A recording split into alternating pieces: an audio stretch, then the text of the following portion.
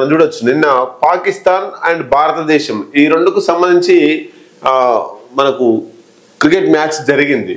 War one సైడే అంటూ Andhra Jyothi heading రాసింది. అసలు వద్దు అనేటువంటిది హాఫ్ పార్టీ ఇంకా కొంతమంది కూడా, అంటే పాకిస్తాన్ తోటి భారతదేశానికి యుద్ధం జరిగింది, ఆపరేషన్ సింధూర్, ఇవన్నీ కూడా చాలా మంది మన జమ్మూ కాశ్మీర్లో కూడా అక్కడ ఉన్నటువంటి ఏమంటారు వాళ్ళను, ఈ విజిటర్స్ని వాళ్ళని చంపేసిర్రు ఉగ్రవాద దాడిలో. దానికి వ్యతిరేకంగా మన భారతదేశం పాకిస్తాన్ మీద దండయాత్ర చేసింది, స్థావరాలన్నింటి కూడా మట్టు పెట్టింది. ఇట్లా మొత్తం మీద ఈ జరుగుతున్న ఘటనలో అసలు ఆ దేశంతో మ్యాచే వద్దు, ఆ దేశంతో క్రికెట్ ఆడొద్దు అనేటువంటిది చాలా మంది నిరసన తెలిపారు. ఆమ్ ఆద్మీ పార్టీ కూడా పూణేలో నిన్న నిరసన తెలిపిందని మనం చదువుకున్నాం. ఆ అన్నిటి ఉద్రిక్త పరిస్థితుల మధ్య మ్యాచ్ కొనసాగింది. ఆసియా కప్ గ్రూప్ మ్యాచ్ లో భారత్ చేతిలో పాకిస్తాన్ చిత్తు. 7 వికెట్ల తేడాతో టీమిండియా ఘన విజయం.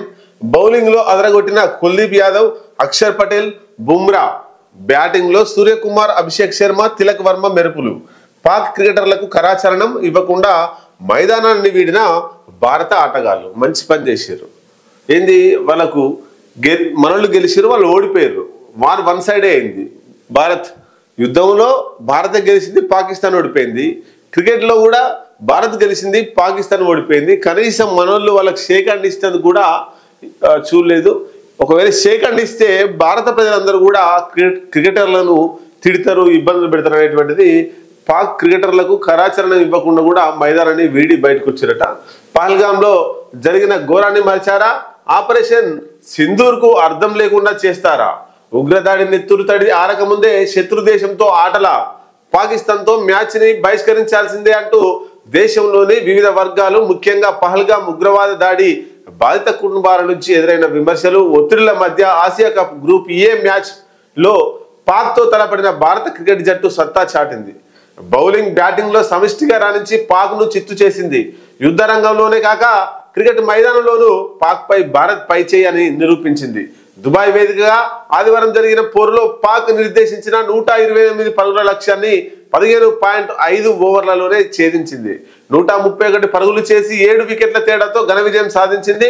బ్యాటింగ్ లో అభిషేక్ వర్మ 13 బంతుల్లో 31 మెరుపు ఆరంభం ఇవ్వగా కెప్టెన్ సూర్యకుమార్ యాదవ్ 37 బంతుల్లో 47 నాట్అవుట్, ఓ భారీ 6 తో మ్యాచ్ ని ముగించిండు అనేది.